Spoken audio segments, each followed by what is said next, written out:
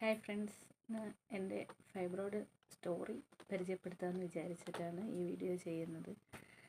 അപ്പോൾ ഞങ്ങൾ സ്കൂൾ അടച്ചിട്ട് നാട്ടിലേക്ക് വരുന്ന വഴി തമിഴ്നാട് വഴിയാണ് വന്നത്.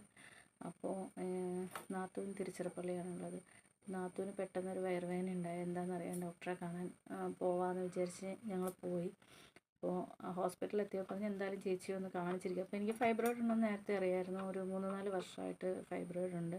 അപ്പോൾ ആദ്യമൊക്കെ കാണിച്ചെടുത്ത ഡോക്ടർമാർ പറഞ്ഞത് ഇത് കുഴപ്പമൊന്നുമില്ല, ചെറുതായിട്ട് ഉള്ളൂ, പതിയാണ് വളരുന്നത്, കുഴപ്പമൊന്നുമില്ലെന്നൊക്കെ പറഞ്ഞിരുന്നു. അത് കഴിഞ്ഞപ്പോഴത്തേക്കും കഴിഞ്ഞ വർഷം ഞങ്ങൾ സ്കാൻ ചെയ്തപ്പോൾ അതൊരു 4 സെൻറ്റിമീറ്റർ അടുത്തെത്തിയിട്ടുണ്ട്. അപ്പോൾ അതിൻ്റെ ഞാൻ ഹോമിയോ മരുന്നാണ് കഴിച്ചത് കേട്ടോ. ഹോമിയോ മരുന്ന് കഴിച്ചിട്ട് എനിക്കാണെങ്കിൽ പീരിയഡ്സ് സമയത്ത് ഭയങ്കര വയറുവേദനയായിരുന്നു. പീരിയഡ്സ് അല്ലാത്ത സമയത്തും നല്ല വയറുവേദന ഉണ്ടാവാറുണ്ടായിരുന്നു. നമുക്ക് എന്താ പറയുക, സഹിക്കാൻ പറ്റത്തില്ല, അതുപോലത്തെ വയറുവേദനയായിരുന്നു. അപ്പോൾ ഞങ്ങൾ കല്യാണം കഴിഞ്ഞിട്ട് 9 വർഷമായി, ഇതുവരെ കുട്ടികളൊന്നും ആയിട്ടില്ല. അപ്പോൾ ഒക്ടോബറിൽ ഇതുപോലെ കൺസീവ് ആണെന്ന് അറിഞ്ഞതിന് ശേഷം ഒരാഴ്ച കഴിഞ്ഞപ്പോൾ കുട്ടിയെ ഞങ്ങൾക്ക് നഷ്ടപ്പെട്ടു പോയി. പിന്നെ ഞങ്ങൾ പല സ്ഥലത്തും നോക്കിയപ്പോൾ, നിങ്ങൾക്ക് അതിൽ വിശ്വാസം ഉണ്ടോയെന്ന് എനിക്കറിയത്തില്ല, പക്ഷേ ഞങ്ങൾ പല സ്ഥലത്തും നോക്കിച്ചപ്പോൾ പറഞ്ഞിരുന്നു ആദ്യം ഉണ്ടാവുന്ന കുട്ടിയെ കിട്ടില്ല എന്നിങ്ങനെ പറഞ്ഞിരുന്നു. ഞങ്ങളെന്തായാലും 2 ലൈൻ ഇങ്ങനെ കണ്ടിരുന്നു, പക്ഷേ ഞങ്ങൾക്കത് പോയി. പിന്നെ അതിന് ശേഷം ആണ് ഇപ്പോൾ ഈ നാട്ടിൽ വന്നപ്പോൾ എന്തായാലും കാണിക്കാൻ നാത്തൂൻ പറഞ്ഞു. അപ്പോൾ അങ്ങനെ ഞങ്ങൾ ആ ഡോക്ടറെ അടുത്ത് പോയി. അപ്പോൾ ആ ഡോക്ടർ സ്കാനിങ്ങിന് എഴുതി തന്നു. അപ്പോൾ 3D സ്കാനാണ് അവിടെ ചെയ്തത്. 3D സ്കാൻ ഒരു 2500 രൂപയായി ഞങ്ങൾക്ക് കിട്ടാം. അപ്പോൾ ഹസ്ബൻഡിൻ്റെ അമ്മ പറഞ്ഞു എന്തായാലും ചെയ്യണം എന്ന് പറഞ്ഞ്. അപ്പോൾ കരൂർ എന്ന് പറഞ്ഞ തമിഴ്നാട്ടിലെ ഒരു സ്കാനിങ് സെൻറ്ററിലാണ് അത് ചെയ്തത്. അവിടുന്ന് ചെയ്തപ്പോൾ ഡീറ്റെയിൽ ആയിട്ട് കാണാൻ പറ്റുന്നുണ്ടാവില്ല അല്ലേ, സ്കാൻ തന്നിരുന്നു. സ്കാൻ ചെയ്തിട്ട് ഇങ്ങനെ, അപ്പോൾ ഡോക്ടർ ഇങ്ങനെ പറഞ്ഞു എടുക്കണം. അപ്പോൾ അവിടെ ഏകദേശം 1,30,000 രൂപയോളം ആകുമെന്ന് പറഞ്ഞിരുന്നു. അപ്പോൾ ഞങ്ങൾ ഇങ്ങോട്ട് പോന്നു. നിങ്ങളെ റെഡിയാകുമ്പോൾ വരാൻ പറഞ്ഞു ഡോക്ടർ. അപ്പോൾ ഞങ്ങൾ ഇങ്ങോട്ട് പോന്നു. അപ്പോൾ എൻ്റെ നാട് കോട്ടയം തലപ്പറമ്പ്. അപ്പോൾ ഞങ്ങളിവിടെ എത്തിയിട്ട് എനിക്ക് അപ്പോൾ ആ പ്രാവശ്യം പീരിയഡ്സ് ആയിട്ട് വയറുവേദന മാറുന്നില്ല. 8-9 ദിവസമായിട്ടും വയറുവേദന മാറുന്നില്ല. അപ്പോൾ ഞങ്ങളിവിടെ അടുത്ത് ഹോസ്പിറ്റലിൽ പോയി. അപ്പോൾ അവിടെ ചെന്നപ്പോഴത്തേക്കും അവിടുത്തെ ഡോക്ടർ പറയുന്നു, അവിടെ ലാപ്രോസ്കോപ്പ് ചെയ്യുന്നതാണ്, പക്ഷേ അവിടുത്തെ ഡോക്ടർ പറഞ്ഞു ഇവിടെ ചെയ്യാൻ പറ്റില്ല, കോട്ടയത്ത് വേറെ വലിയ ഹോസ്പിറ്റലുണ്ട്, അവിടെ പോകണമെന്ന് പറഞ്ഞു. അപ്പോൾ അവിടെ പോകണമെങ്കിൽ നല്ല സാമ്പത്തികമുള്ളവർക്ക് മാത്രമേ അവിടെ പോകാൻ പറ്റത്തുള്ളൂ. അപ്പോഴത്തേക്കും ഞങ്ങൾ എന്ത് ചെയ്യുമെന്നുള്ള ആ ഒരു അവസ്ഥയിലായി. അപ്പോൾ ഡോക്ടർ എന്തായാലും എത്രയും പെട്ടെന്ന് എടുക്കണം, കാരണം 35 വയസ്സായി, 35 വയസ്സിന് ശേഷം എഗ്ഗിൻ്റെ ക്വാളിറ്റി കുറയും, അങ്ങനെ ഒരുപാട് തടസ്സങ്ങളൊക്കെ ഉണ്ടാവും എന്ന് പറഞ്ഞു. അപ്പോൾ എന്തായാലും എത്രയും പെട്ടെന്ന് എടുക്കുകയാണ് നല്ലതെന്ന് ആ ഡോക്ടറും പറഞ്ഞു. അപ്പോൾ നമ്മുടെ ഈ ഓവുലേഷൻ്റെ ആ ഒരു ടൈമിലാണ് ഇത് റിമൂവ് ചെയ്യാൻ പറ്റിയ സമയമെന്ന് ഡോക്ടർ പറഞ്ഞിരുന്നു. അപ്പോൾ പിന്നെ എന്ത് ചെയ്തെന്ന് വെച്ചാൽ ഞങ്ങളിവിടെ വന്നിട്ട് 2 ദിവസം കഴിഞ്ഞപ്പോൾ, എന്നിട്ടും വയറുവേദന നിൽക്കാഞ്ഞപ്പോൾ ഞാൻ ചേച്ചിയും കൂട്ടിയിട്ട് മൂവാറ്റുപുഴ പേരയ്ക്കാപ്പള്ളി സബൈനിലൊന്ന് പോയി. അപ്പോൾ ആക്ച്വലി ഞങ്ങളവിടെ പോയത് എത്രയാവും റേറ്റ് എന്നൊക്കെ ചോദിക്കാൻ വേണ്ടി പോയതാണ്, പക്ഷേ നമുക്കിപ്പോൾ അത് ചെയ്യാൻ പറ്റിയ ഒരു ഇത് വിചാരിച്ചിരുന്നില്ല. അപ്പോൾ എത്രയാവും റേറ്റ്, എന്താ എങ്ങനെയാണെന്നൊക്കെ ചോദിക്കാൻ വേണ്ടി പോയതാണ്. അപ്പോൾ ഞാൻ അവിടെ ചെന്നപ്പോഴത്തേക്കും ഡോക്ടറെ കണ്ടു, ആശാ മാമിനെയാണ് കണ്ടത്. അപ്പോൾ മാം ഇങ്ങനെ പറഞ്ഞു ഒന്ന് സ്കാൻ ചെയ്തിട്ട് വരും. അപ്പോൾ എൻ്റെ ഈ സ്കാനിങ് റിപ്പോർട്ട് മാം വാങ്ങിച്ച് നോക്കി. അപ്പോൾ ഏകദേശം ഈ സ്കാൻ ചെയ്തിട്ട് ഒരാഴ്ച ആവുന്നേ ഉള്ളൂ. എന്നാലും മാം പറഞ്ഞു അവിടുന്ന് സ്കാൻ ചെയ്യണം എന്ന് പറഞ്ഞു. അപ്പോൾ അവിടുന്ന് വീണ്ടും ഞാൻ സ്കാൻ ചെയ്തു. ഉച്ച കഴിഞ്ഞ് മാമിനെ വീണ്ടും കണ്ടു. അപ്പോൾ മാം എനിക്ക് അതിന് മുമ്പേ ബ്ലഡ് ടെസ്റ്റൊക്കെ ചെയ്തിരുന്നു. അപ്പോൾ ബ്ലഡ് ടെസ്റ്റൊക്കെ ചെയ്തപ്പോൾ AMH ഒക്കെ ചെയ്ത് എല്ലാം ഓക്കെ ആണെന്ന് പറഞ്ഞു. അപ്പോൾ എനിക്കൊരു ചെറിയ ഷുഗറിൻ്റെ പ്രശ്നമുണ്ട്, അതൊക്കെ ടെസ്റ്റ് ചെയ്തു. പിന്നെ ഈ PCOD ഉണ്ടായിരുന്നു നേരത്തെ. ഞാൻ ഹൈദരാബാദിൽ നിന്നാണ് അതിന് മരുന്നൊക്കെ കഴിച്ചത്. ഇപ്പോൾ PCOD മാറി, പക്ഷെ അതിന് എന്തോ PCODയുടെ ഫലമായിട്ടാണോ മരുന്നിൻ്റെ ഫലമായിട്ടാണോ എന്തോ ഷുഗർ വന്നു എനിക്ക്. അപ്പോൾ ഷുഗർ ഒരു ചെറിയ പ്രശ്നമാണെന്ന് പറഞ്ഞു മാമ്. പിന്നെ മാമും എൻ്റെ അടുത്ത് പറഞ്ഞത് എത്രയും പെട്ടെന്ന് ചെയ്യണം, കാരണം ഇതുപോലെ 35 വയസ്സ് കഴിഞ്ഞ് എഗ്ഗിൻ്റെ ക്വാളിറ്റി കുറയുമെന്ന് തന്നെയാണ് മാമും പറഞ്ഞത്. അപ്പോൾ എന്താ ചെയ്യുക, എപ്പോഴാണ് നമുക്ക് ചെയ്യാൻ പറ്റുക എന്നൊക്കെ മാം ഇങ്ങനെ ചോദിച്ചാൽ ഞാൻ പറഞ്ഞു ഇല്ല മാം, ഞാൻ നാളെ ചെയ്യട്ടെ എന്ന് ചോദിച്ചു. അപ്പം ഞങ്ങൾ പറഞ്ഞു ഇല്ല, ഞങ്ങൾ റെഡി ആയിട്ടല്ല വന്നത്, ഹസ്ബൻഡിനോടൊന്ന് ചോദിക്കണമെന്ന് പറഞ്ഞാൽ എന്നാൽ ഇപ്പം തന്നെ വിളിക്കുന്നത്. അപ്പോൾ ഹസ്ബൻഡിനെ അവിടെ വെച്ച് വിളിച്ചപ്പോഴത്തേക്കും ആൾ പറഞ്ഞ് മാം ഇപ്പം അവധി എന്ന് വെച്ചാൽ ഞായറാഴ്ച ഈസ്റ്റർ അല്ലേ, അന്നില്ലല്ലോ അല്ലേ എന്ന് ചോദിച്ചു. മാം പറഞ്ഞു അതിനെന്താ ചെയ്യാലോ എന്ന് പറഞ്ഞ് മാം അപ്പോഴത്തേക്കും തന്നെ വിളിച്ച് തിയേറ്ററിലോട്ടൊക്കെ വിളിച്ച് ഓക്കെ ആക്കി എല്ലാം റെഡിയാക്കി മാം സർജറി എഴുതി കഴിഞ്ഞു. പിന്നെ ഞങ്ങൾ വ്യാഴാഴ്ചയാണ് പോകുന്നത്, മാം ഞാൻ സൺഡേ സർജറിക്ക് എഴുതി. അപ്പോൾ പിന്നെ എന്ത് ചെയ്യൂ എന്നുള്ള അവസ്ഥയിലായി ഞാൻ അവിടെ വന്ന്. അപ്പോൾ എനിക്ക് ഞായറാഴ്ച ഹസ്ബൻഡിൻ്റെ കുടുംബത്തിലൊരു കല്യാണം ഉണ്ടായിരുന്നു. അപ്പോൾ ഇവിടെ വന്നിട്ട് ഞാൻ പറഞ്ഞു എന്തായാലും നമ്മുടെ അടുത്ത് ആ പൈസ ഇല്ല. അപ്പോഴത്തേക്കും പക്ഷെ സാധാരണ എല്ലായിടത്തും പറഞ്ഞതിൽ നിന്നും വളരെ കുറച്ച് പൈസ കേട്ടോ സബൈനി പറഞ്ഞത്.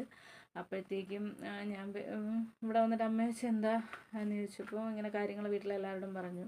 ഞാൻ പറഞ്ഞു ഞാൻ എന്തായാലും കോഴിക്കോടിന് പോവാണ്, എന്തായാലും സർജറി ഇപ്പോൾ ചെയ്യാൻ പറ്റിയ ഒരു ഇതിലല്ല, പോവാണെന്ന് പറഞ്ഞു.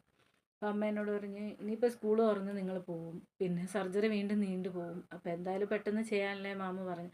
ഞാൻ പറഞ്ഞു അമ്മ ഇപ്പം അതിന് പറ്റിയതല്ല, സാമ്പത്തികമായിട്ട് നമ്മൾ ഇച്ചിരി ബുദ്ധിമുട്ടിലാണിപ്പോൾ. എന്താണെന്ന് വെച്ചാൽ ഈ ട്രീറ്റ്മെൻറ്റിന് തന്നെ നമ്മൾ ഒരുപാട് പൈസ മുടക്കി കേട്ടോ, കുട്ടികളില്ലാത്ത ട്രീറ്റ്മെൻറ്റിനായിട്ട് തന്നെ ഒരുപാട് പൈസ മുടക്കി. അപ്പോൾ ഇപ്പോൾ കുറച്ച് ബുദ്ധിമുട്ടിലാണ്. അപ്പോൾ ഹസ്ബൻഡ് ഗൾഫിലായിരുന്നു പുള്ളി, അപ്പോൾ ഈ ട്രീറ്റ്മെൻറ്റിന് വേണ്ടി ഗൾഫിലെ ജോബ് കളഞ്ഞിട്ട് ഞങ്ങൾ ഒന്നിച്ച് നിൽക്കുകയാണ്. അപ്പോൾ അതുകൊണ്ട് ഞങ്ങൾക്ക് ഒത്തിരി ബുദ്ധിമുട്ടുകൾ, സാമ്പത്തിക ബുദ്ധിമുട്ടുകളൊക്കെ ഉണ്ട്. അപ്പോഴത്തേക്കും പിന്നെ എന്താ പറയുക, ഇപ്പോൾ അമ്മ പറഞ്ഞ് ഞാനിങ്ങനെ കല്യാണത്തിന് തന്നെ പോകാമെന്നുള്ള തീരുമാനത്തിൽ നിന്ന്, ഇപ്പോൾ ചെയ്യുന്നില്ല, ഇനി വരുമ്പോൾ ചെയ്യാമെന്നൊക്കെയുള്ളതിൽ നിന്ന്. അപ്പോഴത്തേക്കും അമ്മ വേഗം കഴുത്തിൽ കിടന്ന മാല ഉയർത്തുന്നിട്ട് പറഞ്ഞ് സർജറിയാണ് വലുത്, എന്തായാലും ചെയ്യുമെന്ന് പറഞ്ഞ് അമ്മ വേഗം കഴുത്തിൽ കിടന്ന മാല ഉയർത്തുന്നു. പിന്നെ അമ്മയുടെ മാല പണയം വെച്ചിട്ടാണ് സർജറി ഞങ്ങൾ ചെയ്യുന്നത്. അപ്പോൾ അങ്ങനെ ഞായറാഴ്ച സർജറി ചെയ്തു. 4 എണ്ണം ഉണ്ടായിരുന്നു ഫൈബ്രോയിഡ്. 4 എന്ന് വെച്ചാൽ ഒരെണ്ണം വലുത് യൂട്രസിൻ്റെ പുറത്തായിരുന്നു, പിന്നെ 3 എണ്ണം ഉള്ളിലുണ്ടായിരുന്നു. യൂട്രസിൻ്റെ പുറത്തുള്ളതായിരുന്നു വലുത്, ഏകദേശം 4 സെൻറ്റിമീറ്റർ സംതിങ് എന്തോ ഉണ്ടായിരുന്നു. യൂട്രസിൻ്റെ ഉള്ളിലായിട്ട് 3 എണ്ണം ഉണ്ടായിരുന്നു. അപ്പോൾ മാം പറഞ്ഞു യൂട്രസും കൂടെ ക്ലീൻ ചെയ്ത് തരാമെന്ന് പറഞ്ഞിരുന്നു. അപ്പോൾ അങ്ങനെ നമുക്ക് മയോമാക്ടമി ഹിസ്റ്ററോലാപ്പാണ് ചെയ്തത്. അപ്പോൾ സർജറി കഴിഞ്ഞ് 2 ദിവസം ഹോസ്പിറ്റലിൽ കിടന്ന് 3-ാമത്തെ ദിവസമാണ് നമ്മൾ ഡിസ്ചാർജ് ആകുന്നത്. ഞായറും തിങ്കളും കഴിഞ്ഞ് ചൊവ്വാഴ്ച വൈകുന്നേരത്തേക്ക് നമ്മൾ ഡിസ്ചാർജ് ആയി. ഇങ്ങോട്ട് പോരാൻ നേരത്ത് നമ്മൾ കാറിലാണ് പോകുന്നത്, കുഴപ്പമൊന്നും ഉണ്ടായില്ല. ഇവിടെ വന്നിട്ട് അവർ പറഞ്ഞു വിട്ടിരുന്നു 2 ആഴ്ചയും കൊണ്ട് എല്ലാം ഓക്കെ ആകും, മുറിവൊക്കെ ആണെങ്കിൽ എല്ലാം ഓക്കെ ആകും എന്ന് പറഞ്ഞു വിട്ടിരുന്നു. പക്ഷെ എനിക്കിപ്പോൾ ഇന്ന് കറക്റ്റ് 1 മാസം കഴിഞ്ഞ 20-ാം തീയതിയാണ് ചെയ്തത്. ഇപ്പോൾ 1 മാസമായി. പക്ഷെ ഇപ്പോഴും എനിക്ക് ഉള്ളിൽ വേദനയുണ്ട് കേട്ടോ. പുറമേ ഉള്ള മുറിവെല്ലാം നമുക്ക് 2 ആഴ്ച കൊണ്ട് ഉണങ്ങി. അപ്പം 8 ദിവസം കൊണ്ട് സ്റ്റിച്ച് വെട്ടാമെന്ന് പറഞ്ഞിരുന്നു. അപ്പോൾ സ്റ്റിച്ച് ഞങ്ങൾ തന്നെയാണ് കേട്ടോ വെട്ടിയത്. അവർ പറഞ്ഞിരുന്നു അഴിഞ്ഞ് പോകുന്ന എടുത്ത് കളയാൻ പറ്റുമെങ്കിൽ എടുത്ത് കളഞ്ഞോ, അതല്ലെങ്കിൽ അടുത്ത ഹോസ്പിറ്റലിൽ പോയി സ്റ്റിച്ച് വെട്ടിയാൽ മതിയെന്ന് പറഞ്ഞ്. പക്ഷെ ഞാനും അനിയത്തിയും കൂടെയാണ് സ്റ്റിച്ച് വെട്ടിയത്. ഞാനെന്ന് വെച്ചാൽ നമുക്ക് കാണാവുന്ന ഭാഗത്തെ സ്റ്റിച്ച് ഞാൻ വെട്ടി, പിന്നെ അടിവയറിൻ്റെ ഭാഗത്തുള്ള സ്റ്റിച്ച് അനിയത്തിയെ കൊണ്ടാണ് വെട്ടിച്ചത്.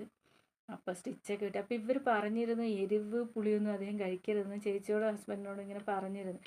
അപ്പം ഞാനത് ശ്രദ്ധിച്ചില്ല. എനിക്ക് ഈ ഉപ്പും എരിവും ഒക്കെ ഞാൻ ഒരുപാട് കഴിക്കുന്ന ആളാണ്. അപ്പോൾ ഞാൻ എരിവും ഉപ്പും കഴിച്ചത് കൊണ്ടായിരിക്കും എൻ്റെ മുറിവ് ഉണങ്ങാണ്ട് വന്നത്. അപ്പോൾ ഒരു ദിവസം ഞാൻ അച്ചാർ കഴിക്കുന്നത് എൻ്റെ ഹസ്ബൻഡ് വഴക്ക് പറഞ്ഞു, അവരങ്ങനെ പറഞ്ഞതാണ്, എന്നിട്ട് നീ നിൻ്റെ ഇഷ്ടം പോലെ ആയിക്കോ, മുറിവ് ഉണങ്ങണ്ടെന്നൊക്കെ പറഞ്ഞ് ഹസ്ബൻഡ് വഴക്ക് പറഞ്ഞ്. അപ്പം ഞാൻ എല്ലാ ദിവസവും ഫുഡ് കഴിച്ചിട്ട് ഉറങ്ങാൻ കിടക്കുമ്പോഴത്തേക്കും എനിക്ക് ഈ വയറിനിങ്ങനെ ഭയങ്കരമായിട്ട്, ആ സൈഡിൽ ഇങ്ങനെ ഭയങ്കരമായിട്ട് വേദന ഉണ്ടാകുന്നുണ്ട്, സർജറി കഴിഞ്ഞ ഭാഗത്തായിട്ട്. അപ്പം എന്താ ഇത് ഇങ്ങനെ വേദന എന്ന് ഞാനും വിചാരിക്കാറുണ്ട്. എനിക്ക് ഉറങ്ങാൻ പറ്റാതെ ഞാനിങ്ങനെ തിരിഞ്ഞും മറിഞ്ഞും കിടക്കാറുണ്ട്. അപ്പോൾ അത് കഴിഞ്ഞപ്പോഴത്തേക്കുമാണ് ഇങ്ങനെ സംഭവം ഉണ്ട്, എരിവ് കഴിച്ചിട്ടാണ് ഇതെന്ന് മനസ്സിലായത്. പക്ഷെ എനിക്ക് എരിവ് ഉപ്പില്ലാതെ എനിക്ക് ഫുഡ് അങ്ങനെ കഴിക്കാൻ പറ്റില്ല. അപ്പോൾ അതുകൊണ്ടാണോ എന്താണെന്നറിയില്ല, എൻ്റെ മുറിവുണങ്ങാൻ സമയമെടുത്തു കേട്ടോ. മുറിവുണങ്ങാന്ന് വെച്ചാൽ പുറമേത്തെ ഏകദേശം ഉണങ്ങിയിട്ടുണ്ട്. അപ്പോൾ ഉള്ളിലത്തെ മുറിവ് ശരിക്കും ഉണങ്ങിയിട്ടില്ല, അതിപ്പോഴും ശരിക്കും ഉണങ്ങിയിട്ടില്ല. അപ്പോൾ ഏപ്രിൽ 9-നായിരുന്നു പീരിയഡ് ഡേറ്റ്. അപ്പോൾ ഈ മാസം പീരിയഡ് ഡേറ്റ് വരേണ്ടതാണ്. അപ്പോൾ ഈ മാസം 9-ന് പീരിയഡ് ആവാണ്ട് വന്നപ്പോഴത്തേക്കും ഞാൻ ഡോക്ടറെ വിളിച്ചിരുന്നു. അപ്പോൾ ഡോക്ടർ പറഞ്ഞ് സർജറി കഴിഞ്ഞാൽ അങ്ങനെ വരാറുണ്ട്, എല്ലാവർക്കും കറക്റ്റായിട്ട് ആയെന്ന് വരില്ല, അങ്ങനെ ഡിലേ വരാറുണ്ട് എന്ന് പറഞ്ഞു. അപ്പോൾ എനിക്ക് ഇത് കഴിഞ്ഞപ്പോൾ കുറച്ച് ഗുളികളൊക്കെ തന്നിരുന്നു. അപ്പോൾ സർജറിയുടെ പെയിൻ പോകാനുള്ള ഗുളികളൊക്കെ തീർന്ന്. പിന്നെ ഈ ഗുളികളൊക്കെ നമ്മൾ കണ്ടിന്യൂസ് ആയിട്ട് കഴിക്കാൻ പറഞ്ഞ് തന്നതാണ്. ഇതൊക്കെ ഞാൻ ഇപ്പോഴും കഴിക്കുന്നുണ്ട്. മരുന്നിനൊക്കെ കുറച്ച് റേറ്റ് ഉണ്ട് കേട്ടോ ഇവിടെ. പിന്നെ ഇതൊരു പൊടിയാണ്, അപ്പോൾ വിറ്റാമിൻ ഡിക്ക് വേണ്ടിയിട്ടുള്ളത്. അപ്പോൾ ഇത് ആഴ്ചയിൽ ഒരിക്കൽ പാലിൽ കലക്കി കുടിക്കാനുള്ളതാണ്. അപ്പോൾ ഇത് ഞാൻ ആഴ്ചയിൽ ഒരിക്കൽ കുടിക്കുന്നുണ്ട്. പിന്നെ ഈ ഗുളികകൾ 3 ഗുളികളും കഴിക്കുന്നുണ്ട്. അങ്ങനെ മുറിവ് ഇപ്പോഴും ഒരു മാസമായിട്ടും ഉള്ളിൽ നിന്ന് നല്ല വേദന ഉണ്ട് എനിക്ക്. ഉള്ളിലെ മുറിവ് ഉണങ്ങി വരുന്നതേ ഉള്ളൂ. അപ്പോൾ ഞാനിങ്ങനെ പറഞ്ഞപ്പോൾ ചേച്ചിയൊക്കെ എന്നോട് പറഞ്ഞു, എടി ആ ഒരു ഫൈബ്രോയിഡ് മുറിച്ച് കളഞ്ഞതല്ലേ, അപ്പോൾ ഉള്ളിലും കൂടെ അല്ലാതെ ഉണങ്ങി വരണ്ടേ എന്ന് പറഞ്ഞ്. അപ്പോൾ നിങ്ങൾ ആരെങ്കിലും സർജറി ചെയ്യാൻ പോകുന്നുണ്ടെങ്കിൽ എന്താ പറയുക, ഒരിക്കലും ഒരു കാരണവശാലും നിങ്ങൾ എരിവ് കഴിക്കരുത്. എൻ്റെ അനുഭവത്തിൽ നിന്ന് മനസ്സിലായതാണ്. അപ്പോൾ എരിവ് കഴിച്ചിട്ടാണ് വേദനയെന്ന് മനസ്സിലായിട്ടും എനിക്ക് എരിവ് കഴിക്കാതിരിക്കാൻ പറ്റാത്തൊരിതിൽ ഞാൻ കഴിച്ചതാണ്. പക്ഷെ ആണോ എന്താണെന്ന് എനിക്കറിയില്ല. ഒരു മാസമായിട്ട് എൻ്റെ മുറിവ് കംപ്ലീറ്റ് ആയിട്ട് ഉണങ്ങിയിട്ടില്ല. പിന്നെ എനിക്ക് ഷുഗറിൻ്റെ പ്രശ്നവും കൂടെ ഉള്ളതുകൊണ്ട് അതിൻ്റെയും വരാം ചിലപ്പോൾ. അപ്പോൾ എനിക്കിത് 2 ഇൻസുലിനും കൂടെ തന്നിട്ടുണ്ടായിരുന്നു. ഇത് 3 നേരം എടുക്കാനും ഇത് 3 നേരം എടുക്കാനും ഇത് നൈറ്റ് ഒരു 4 ml എടുക്കാനുമാണ് ഡോക്ടർ പറഞ്ഞത്. ചെറുപ്പത്തിലെ ഇഞ്ചക്ഷൻ എന്ന് പറഞ്ഞിട്ട് ഹോസ്പിറ്റലിൽ നിന്ന് ഇറങ്ങി ഓടിയ വ്യക്തിയാണ് ഞാൻ. ഞാൻ ഇതായപ്പോൾ ഇത് 2 ദിവസം 3 നേരവും ഇത് 1 നേരമായിട്ട് അങ്ങനെ 4 കുത്താണ് കൊണ്ടുകൊണ്ടിരിക്കുന്നത്. എന്താ പറയുക, ഇത് കുത്തുകൊണ്ട് മതിയായി. എന്നിട്ട് ഞാൻ ഡോക്ടറെ വിളിച്ചിട്ട് ചോദിച്ചു ഇത് നിർത്താൻ പറ്റുമോ എന്ന് ചോദിച്ചപ്പോൾ ഇല്ല, ഷുഗർ നല്ലോണം കുറയട്ടെ എന്നിട്ട് നിർത്താമെന്നാണ് പറയുന്നത്. എനിക്ക് 250 താഴെയായിട്ടുണ്ട് ഷുഗർ. 300 വന്നതായിരുന്നു, പക്ഷേ 250 താഴെയായിട്ടുണ്ട്. അപ്പോൾ ഇനി ഞങ്ങൾ തിരിച്ചു പോകുമ്പോഴത്തേക്ക് ഒരു 4 മാസം കഴിക്കാനുള്ള മരുന്നുണ്ട്. അപ്പോൾ ആ മരുന്ന് വാങ്ങിയിട്ട് പോവുമോ അല്ലെങ്കിൽ നമ്മുടെ അഡ്രസ്സ് കൊടുത്താൽ ഒരു കൊറിയർ ചെയ്യുമെന്നാണ് പറഞ്ഞത്. ഇനിയിപ്പോൾ അതെനിക്ക് വാങ്ങാനുണ്ട്. അപ്പോൾ ഈ വർഷം എന്തായാലും ദൈവം ഒരു ഉണ്ണിയെ തരുമെന്നുള്ള വിശ്വാസത്തിലും പ്രാർത്ഥനയിലുമാണ് നിങ്ങളെല്ലാവരും ഞങ്ങൾക്ക് വേണ്ടി പ്രാർത്ഥിക്കണം. ഞങ്ങൾക്ക് നല്ല ആരോഗ്യായുസ്സുള്ളൊരു കുട്ടിയെ കിട്ടാൻ വേണ്ടിയിട്ട് പ്രാർത്ഥിക്കണം. അത് ആൺകുട്ടിയായാലും പെൺകുട്ടിയായാലും ഞങ്ങൾ 2 കൈയും നീട്ടി സ്വീകരിക്കും. അപ്പോൾ എല്ലാവരും ഞങ്ങൾക്ക് വേണ്ടിയിട്ട് പ്രാർത്ഥിക്കണം. Thank you.